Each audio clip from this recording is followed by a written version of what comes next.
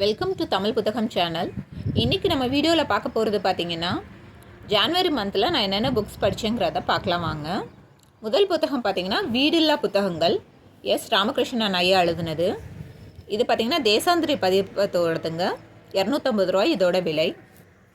ஒரு 232 பக்கங்களை உடைய ஒரு புத்தகம்.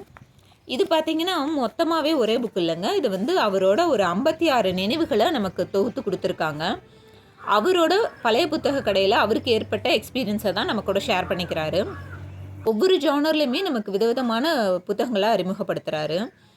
இதில் வந்து நான் ஒரே ஒரு கதை மட்டும் உங்கள் கூட நான் ஷேர் பண்ணிக்கணும்னு ரொம்ப ஆசைப்பட்றேன்.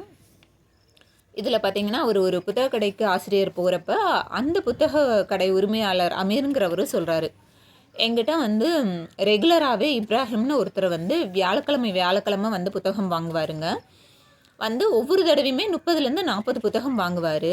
இந்த புத்தகம் என்னங்க நீங்களே படித்து வச்சுக்குவீங்களா அப்படின்னு கேட்குறப்ப அவர் சொல்லுவார், இல்லைங்க, இது வந்து என்னை பார்க்க வர்றவங்களுக்கு நான் இந்த புத்தகங்களை பரிசாக கொடுப்பேன்னு அவர் சொல்லியிருக்காரு.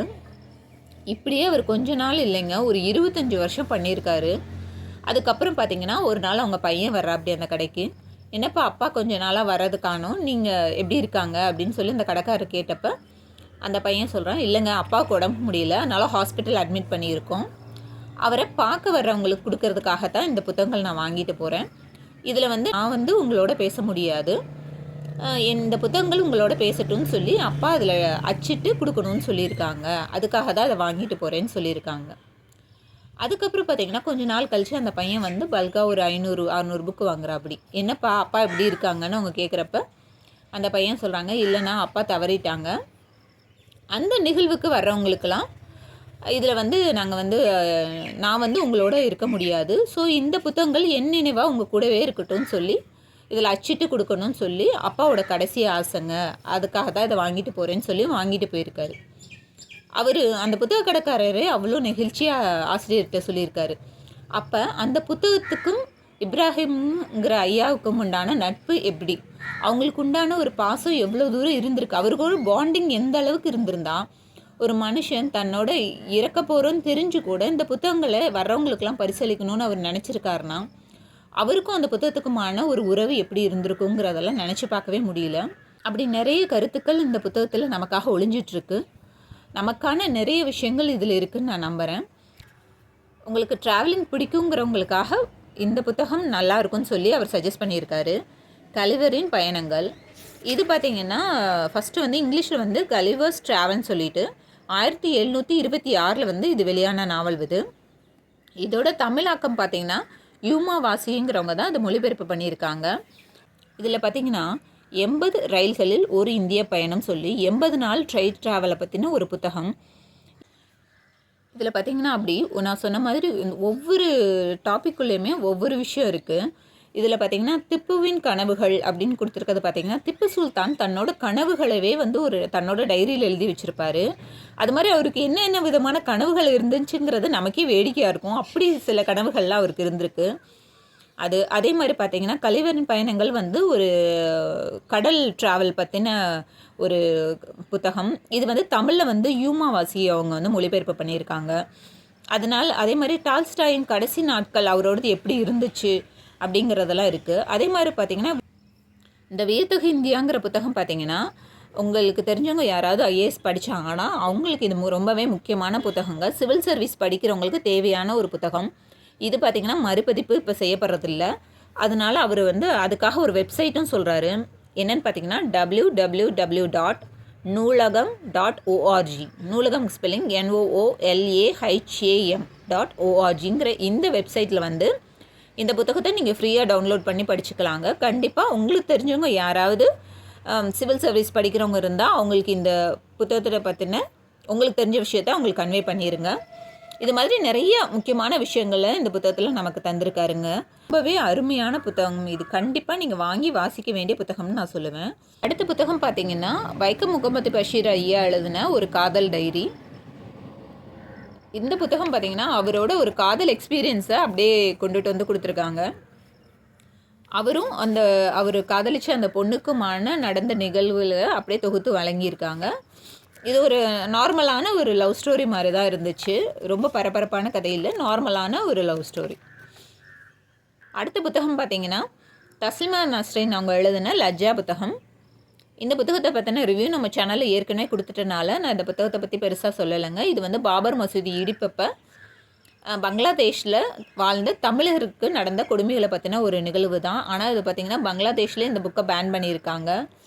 இந்த புத்தகம் வந்து கிழக்கு பதிப்பகம் தான் அதை பதிப்பிச்சிருக்காங்க. அப்போ இதோட விலை வந்து 200 ரூபாய். இப்போ என்னன்னு தெரியலங்க. ஆனால் ரொம்பவே அருமையான நாவல், கண்டிப்பாக வாசிக்க வேண்டிய நாவல். இந்த புத்தகத்தை பற்றின ரிவ்யூ வேணும்னா நம்ம சேனலில் இருக்குது, தேவைப்படுறவங்க அதை பார்த்துக்கோங்க. இது வந்து ஆனால் கொஞ்சம் ஹெவியான புக்கு தாங்க. நான் லாஸ்ட் டைமே சொன்ன மாதிரி இது பார்த்திங்கன்னா ஒரு 220 பக்கங்கள் தான். ஆனால் ரொம்பவே ஹெவியாக இருந்துச்சு. ஸோ நான் இதை படித்து முடித்தோன்னே எனக்கு வந்து ஒரு ஈஸி கோ வேணுங்கிறதுக்காகவே இந்திரா சவுந்தரராஜன் ஐயாவோடது கோட்டைப்புறத்து வீடு எடுத்து படித்தேன். சொன்னபடி இவரோட கதைக்கு வந்து விறுவிறுப்புக்கு பஞ்சமே இருக்காது. நான் வந்து இந்த புத்தகம் வந்து கிட்டத்தட்ட எனக்கு 10 நாளுக்கு மேலே எடுத்துச்சுங்க. ஆனால் பார்த்திங்கன்னா இது வந்து 2 நாளில் முடிச்சிட்டேன். அதுவுமே எனக்கு டைம் இல்லாதனால 2 நாள் ஆச்சு. இல்லாட்டி நான் அதை விட சீக்கிரம் முடிச்சிருப்பேன். இது பார்த்திங்கன்னா திருமகள் நிலையம் வந்து இதை பதிப்பிச்சிருக்காங்க. இந்த புத்தகத்தோட விலை பார்த்திங்கன்னா 180 ரூபாய். எனக்கு வெறும் 80 ரூபாய்க்கே கிடச்சிது. இது வந்து 272 பக்கங்களை உடைய ஒரு புத்தகம். இது வந்து கோட்டைப்புறத்து வீடுன்னு நம்ம டாப்பிக்கை பார்த்தப்பே உங்களுக்கு தெரிஞ்சிருக்கும். இது வந்து ஒரு ஜமீன் பரம்பரையை பற்றின ஒரு கதை தான்.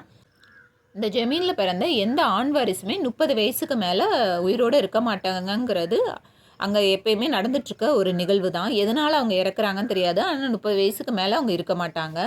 இது எதனாலன்னு தேடி போகிற ஒரு பயண கதை தான் இது. ஆனால் ரொம்பவே அருமையான கதைங்க. விறுவிறுப்புக்கு பஞ்சமே இருக்காது. நம்ம நினைக்காத மாதிரி தான் எப்பயும் போல் ஒரு கதையை முடிச்சிருப்பார். யார் செஞ்சுருப்பாங்க அப்படிங்கிறதெல்லாம் அவ்வளோ அருமையாக இருக்கும். கண்டிப்பாக நீங்கள் படிக்க வேண்டிய புத்தகத்தில் இது ஒன்றுன்னு நான் சொல்லுவேன்.